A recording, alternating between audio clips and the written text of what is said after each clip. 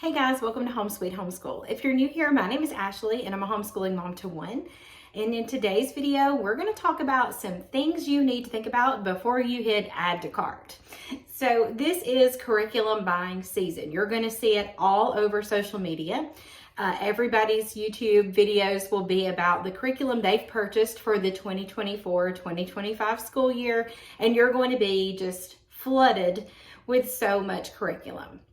So before you hit that purchase button or that add to cart button, there's a couple of things I wanted to talk to you about in case you're new to this whole homeschooling thing, or you're just a couple of years in, or you get a little overwhelmed like I do when it's time to buy curriculum. So you're going to hear and see lots of memes about it being the best time of the year for homeschool moms, because if you're like me, you love curriculum. I'm a teacher. That's what I did before I was a homeschool mom. And so I've always loved curriculum, and I still love curriculum. And it is so much fun to see all the wonderful things that are out there. We are so blessed to live in a time that there are so many wonderful options. There's so many of them, you can't use them all. And that's kind of sad, but it's okay. And we're going to talk about just some things today that I just kind of had on my mind that I wanted to share with you. We are going into, next year will be our 7th year of homeschooling, because we did not start homeschooling until my son was in the 4th grade, and he'll be going into 10th grade next year. So let's just talk about a couple of things. Now, some of these things you probably already know, and then some of these things were just on my heart and mind to talk about. So first things first is you do need to know the requirements of your state. I'm not going to go into all that because everybody talks about that. Just know what your state requires you to do. That's going to help you know what you need to purchase, okay? You can check out HSLDA. You can look for your state's information. That's all I'm going to say about that. Now, the next thing that I want to talk about, and I feel like is one of the most important things, before you purchase any curriculum, you need to know your kids. You need to know what works for them, and it's probably going to be different from one kid to the next. What works for one is probably not going to work for the other. But you need to know your kids. You need to know what kind of curriculum works best for them. What are some things they like about curriculum? What are some things they don't like? If they're old enough, sit down and talk to them. Their input is so important. And you can go through each thing they use. I probably wouldn't do it all in one day. That would probably bombard them, but maybe take them outside or to the park and say, hey, we're going to talk about language arts today, and go through and see what's working for them and what isn't. If they could change anything, what would it be? Now, if they say, like, I never want to do math ever again, you know that that's not reasonable as their parent, but you can say, okay, we need to spruce up math a little bit so they don't hate it forever. You know, things like that. So definitely get your kids' input and know what works for your kids. Now, here's the thing. If this is your first year, second year, you're probably not going to know what works for them.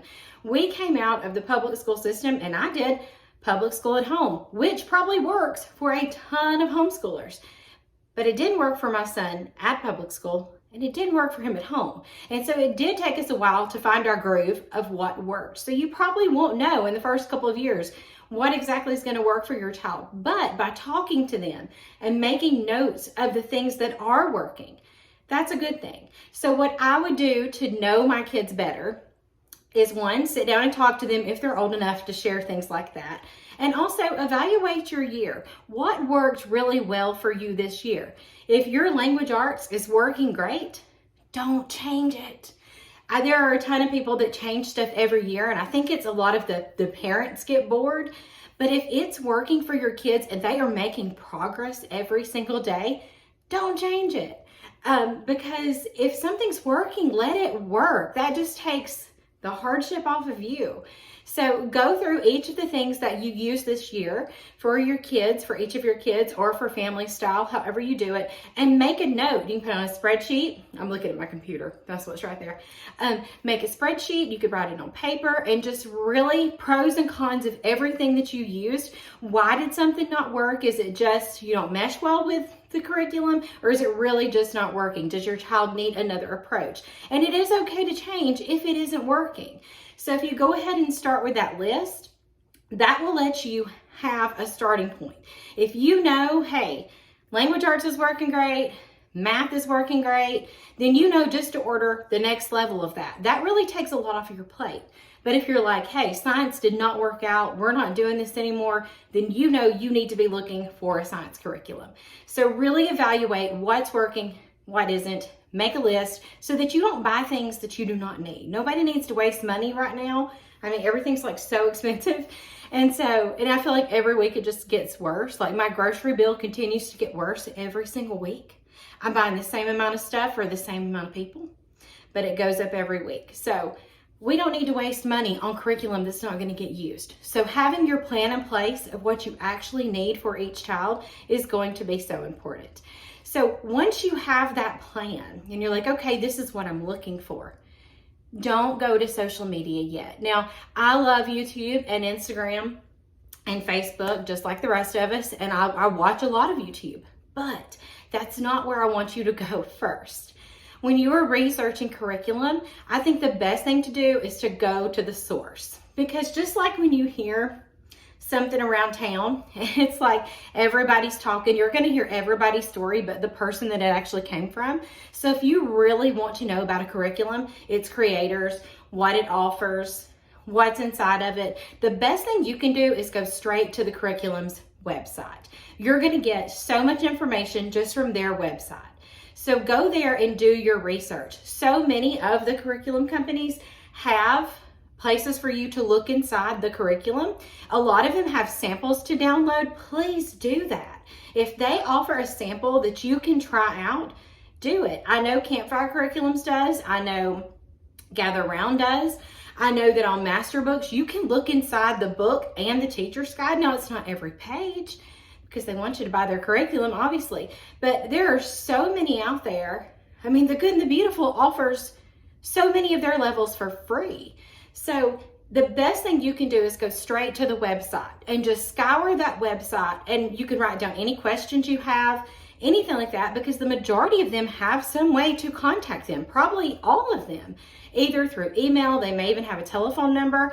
They may even have a curriculum Facebook page or Instagram page that you can ask somebody. And I would go straight to the source. If you want to know something, if you want to know the beliefs of the people that created it, if you want to know what worldview is presented, if you want to know what grammar concepts are in there, the best place to go is straight to the person that made it.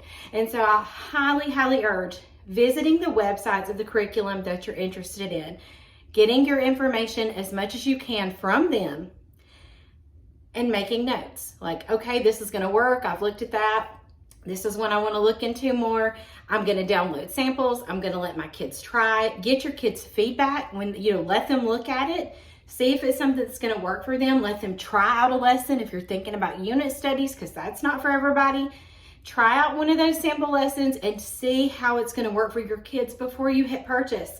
I don't want you to buy something that you don't need. I don't want you to waste money. So do those things. Those things are so, so important. So that's the next thing. Go to the source, get the information. Okay, so once you've done that kind of research, then you can start maybe asking your homeschool mom friends. If you have a co-op group or if you have a couple homeschool moms, asking them, hey, have you ever used this curriculum? What do you think about this? And kind of getting their feedback. You have to remember though, at the end of the day, no matter who you're talking to, whether it be your friends, your people on YouTube, whatever it is, at the end of the day, you need to do what's best for your kids. Don't worry so much about fitting into a certain style. Say, oh, we're unschoolers, or oh, we're Charlotte Mason, or oh, we're this. Don't worry about that. At the end of the day, you need to worry about the kids that you're teaching, and those are your kids. And you need to worry about what works for them.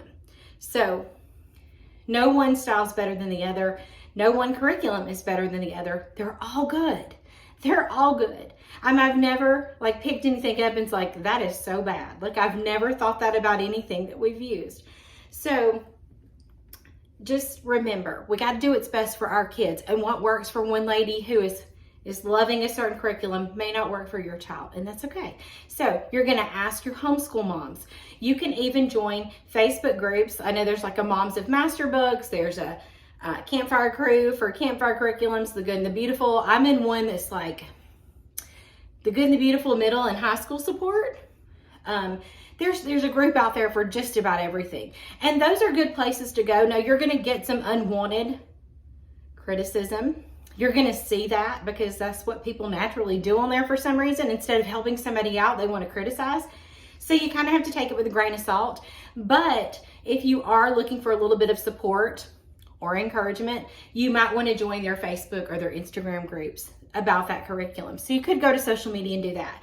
And then you can also come here to YouTube. There are so many videos on YouTube that have flip throughs so you can see inside the curriculum, sometimes a little more than what they actually show on their website. And so definitely watch those flip throughs. I'm a person that likes to see the inside of a curriculum before I buy it. I want to know what I'm getting. And sometimes the samples or the pages that are included on the website just aren't enough. And so I do appreciate a flip through. So watch those. Watch the videos that people share on YouTube about the curriculum that you're interested in. But here is my little problem I have with social media. And I've just kind of noticed it lately. And I don't know why. I don't know if it's because it's curriculum season. I don't know. But there's a couple of things. There's two things. The first thing is be aware of people that are getting curriculum sent to them for free or are being paid to share. Now, I am not against you making money off of YouTube. That is completely fine. Like, that's fine. I understand. I have some affiliate links. I get that. I've had companies reach out to me and say, hey, we would love to send you this if you would give a review and things like that. And that's fine. I'm not saying anything's bad about that. But when you're being paid to talk about a curriculum, you can't tell me that there isn't just a little bit of bias in those. Like, I think you would just be a little afraid to be super duper honest about something. Now, I will say there's one lady I watch that is in partnership with a curriculum company, and I trust what she says because she has been using this curriculum way before there was a paid partnership. She's used it with all of her kids, still using it with all of her kids, and backs it 100%. So I totally believe that when she's talking about it, she believes in it. And I'm sure you watch her too, but I trust that. But there are a lot of people out there that are just doing this too. Like, hey, that's some extra money. You know, that's some extra money. I'm going to talk about this. I'm going to link it whether we use it or not. And I have to be aware of that myself. Like, are these people really using this in their house? Or are they doing it because it was sponsored or because it was given to them? I think that's really, really important. And that's just not for homeschool. That's for any product that is pushed on us when we get on social media. So like I said, I don't care if people are making money. I think that's great. If you can make a little money sharing the things that you love, I think that's wonderful. If there's a company that reaches out to you and you're like, hey, I use your stuff, I love it. Yes, I want to partner with you because we've been using you for years and my kids love it. Then I'm all for that. I'm just talking about the people. It seems like they're promoting something new every single day. And it's like, there's no way that you're using that in your house. There's no way, because you can't use everything. And so I have to be, when somebody sends me something, I have to really think, is that something my son might even like? Like, it'll be things that are not in his age group. It'll be things that would just add extra to our day, and I know he wouldn't like it. And so I really have to think about those things, and I want you to think about those things when you watch these videos. I want you to think about, and you can even go back on their channel and you can watch past videos to see if they're actually using this in their home, or you can send them a message like, hey, how long have you been using this? Is this something you've been using for a while? What exactly do you not like about it? Those kind of things. So just be aware of that. I do fully support clicking those affiliate links. If I'm going to buy something and my friend has an affiliate link, I'm going to use it because you do get a little kickback off of it. And it's worth it if it's something that I trust that they really do use and would benefit us in our home. So affiliate links aren't bad. I'm not saying that. Partnerships aren't bad. People getting free curriculum are not bad. It's wonderful that those things are out there. But I do want you, before you buy into that they love it, it's the best thing, you've got to have it. I want to see them using it more than once in their home, and I want to see what they really think about it. after they've used it for a while. Not just one unit, not just one lesson, not just we turn this app on once. Like, I want to see them using it. For me to believe it, I've got to see it being used. And there are some people I completely trust, and then there's some people I'm like, you just got something else free, and I'm not sure if you really use it or not. So just be aware of that.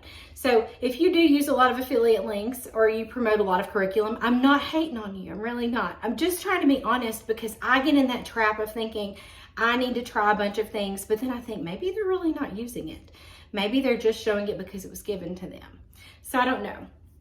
I don't want anybody to hate on me for that. The other thing that I've seen so much lately is, and I think it's a great video title, like, we're quitting blah, blah, blah. You know, it could be a number of curriculum. It could be a Becca, it could be BJU, it could be the Good and the Beautiful, it could be Gather Round, it could be anything. We're quitting, or why we don't use, or the problem with this. There are so many of those videos out there. So many. And I think they could be beneficial, but sometimes they're gone about in the wrong way. I think they're completely okay if you want to get on here and say, we tried this unit, these are the things we didn't like about it. This is why it didn't work for our family. I don't think it's okay to get on there and bash the people that make the curriculum, or to say bad things about them. And that's for anything. That's not just for people that make curriculum. I don't think you need to get on here and hate on anybody. I mean, that's not very Christian-like to hate on anybody. So I don't know. I just have a really hard time watching those videos. I almost cringe when I watch them. Some of them are really good, and I'm like, okay, yeah, that probably wouldn't work for my son because he doesn't like to sit for this length of time, or that probably wouldn't work for my son either because of so-and-so, or that would work for us. What they didn't like, that's what we're looking for. And so you can glean a lot of information from these people that are telling you why something doesn't work. And I think that's great, because homeschool isn't all sunshine and rainbows. And I do think it's important that we do share the other side to things that aren't working for us. But I think there is a way to do it where that you're not bashing the people that make it. So if you watch one of those videos and the person's telling you how terrible something is, and that's what you use, that can make you feel kind of bad. It can make you feel less confident in what you're using. So don't let people do that. And that's why I try to stay away from like Facebook groups, because you may love something that works so good in your home, and you get on a Facebook group and you share what you use, and there are so many people that are going to tell you how terrible it is, that it's not enough, they don't like the person that made it, this is awful, your kid's going to be behind, it's too gentle, it's too this, it's too that. That is all out there. And so that's why coming to social media was like my third thing for you to do, because you can feel really confident about what you're doing, and there is somebody out there ready to shut it down. So just be aware of why they stopped. You can even ask them questions, in the comments on YouTube, like, can you clarify more of why you didn't use it? Or could you answer how long you tried it in your house? Or, those things are important. If you've only tried a curriculum and you only done like 5 lessons, then maybe you haven't done it long enough to get the full effect of the curriculum. Or if you're doing a unit study and you've only tried 1 unit and that unit didn't work, maybe you need to do more than 1.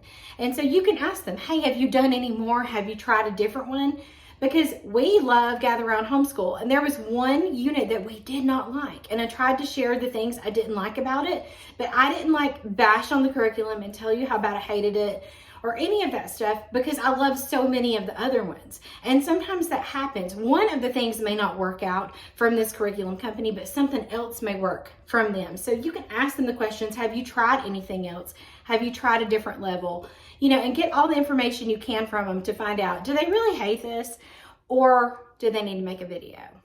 That's kind of my thing. So those are just some things to be aware of. Now, I'm not saying that social media is bad. I have so many good social media mom channels and friends that I watch, and I really trust what they say. I take notes. I think about what they're saying. I see them use this with their kids. I recommend them to other people because there are so many good ones out there. So I'm not saying that all social media is bad, that you got to be aware of everybody, that they're all trying to make a buck. That's not what I'm saying. Just be aware before you select or decide not to select a certain curriculum, okay? So the last thing I want to talk about is if you want a safe place to come and talk about curriculum, I would love for you to join us in my homeschool community that I'm a part of called Made to Homeschool. You've probably heard about it. We are an online community of homeschool moms, and it's made for homeschool families. It is a wonderful place to be. First of all, there is no judgment and there is no hate, no rude. We do not allow that. We are supportive. We are encouraging. We will help you find the answers. It's just a really good place to be. And there's so many great things about Made to Homeschool, from the community circles, which are kind of like little groups that you chat in. There's a ton of them to be a part of. But my favorite things are like the resources. There are so many resources that are in Made to Homeschool that you won't find anywhere else that are available to the members of Made to Homeschool. There are live workshops, meaning you can sit in on a workshop from one of these homeschool moms, and at the end of the workshop, you get to ask questions and talk with the person putting on the workshop. It's almost like a mini homeschool convention in your house. Like, those things are wonderful. There are so many great features. There's live hangouts, all that. But the exciting thing is if you like talking about curriculum as much as I do, I really haven't met a homeschool mom that doesn't. Made to Homeschool is having a curriculum week next week. Let me make sure I have the dates right. March 26th, 27th, and 28th. So that is next week. We're going to have a curriculum week. That is where you can come, hang out with us moms. We're going to answer questions. We can give recommendations. We can just chat homeschool curriculum. And it would be a great way for you to come get a feel of what Made to Homeschool is like. And you can talk about curriculum. We got 3 days of talking about curriculum. Now, that's not the only time. We have circles, and I do this because there's like a thing on the app of the circles, and one of them does talk about, multiple of them talk about homeschool curriculum. But we are having this curriculum week where we're going to be live. We're going to be talking about it. And I want you to be a part of it if that's something that interests you. So there will be a link. It is an affiliate link. If you sign up for Made to Homeschool and you come hang out with us during curriculum week, I think that you would love Made to Homeschool. I love it. I get a lot of encouragement there. I love the workshops, and I want you to be there too. So if you don't have that homeschool community that you so crave, and you're not finding it on social media or anywhere like that, Made to Homeschool would be a great place. You're definitely welcome there. We welcome everybody. Everybody is welcome to come to Made to Homeschool. So definitely check that out if that's something you're interested in. If you have any questions, any comments, any concerns about the things that I talked about today, leave them down in the comments below. And as always, thank you so much for watching.